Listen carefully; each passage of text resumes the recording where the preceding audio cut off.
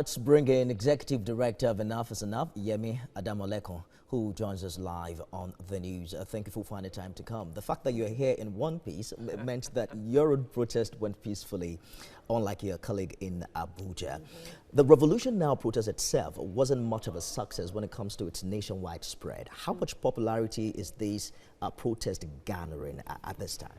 I mean, I won't speak to Revolution Now because our demands are slightly different than what the Revolution Now umbrella was calling for.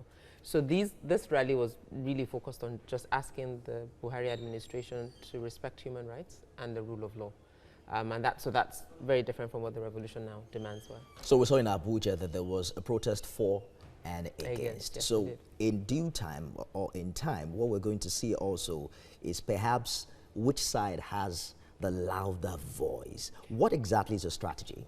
Well, and I think the interesting thing about that, though, is if the group that came in, there were two things that I noticed, at least footage. I wasn't in Abuja, but from the footage that I saw, two things. One, they came in shouting Sai Baba. And secondly, they had banners that said, on our mandate we will stand, we will defend our mandate. Nobody is challenging his mandate.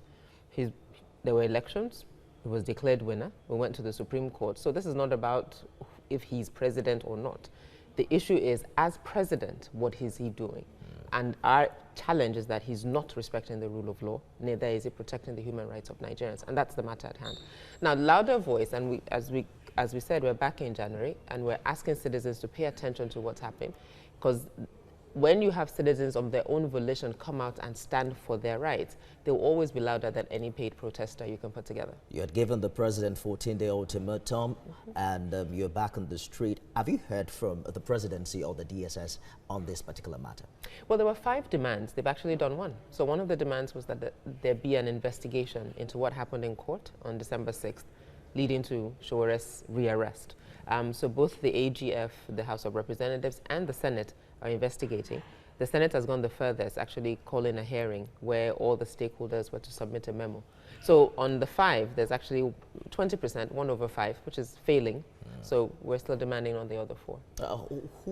On whose shoulder do you think really lies the responsibility of meeting these demands? President Buhari, without a shadow of doubt.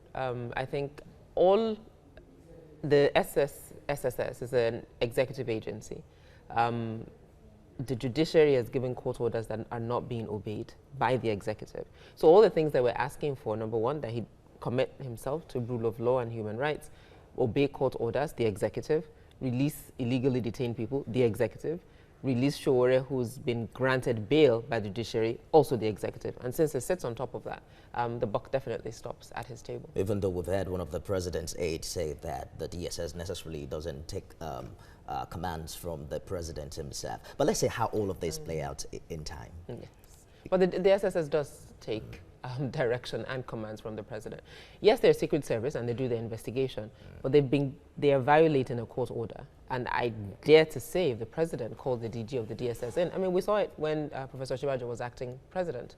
The DG of the SSS laid siege on the National Assembly and he was called to order. So that definitely doesn't hold any water. Executive Director, Enough is Enough, Yemi Adamolekun. Thank you for joining us on TVC News at 7. Thank you.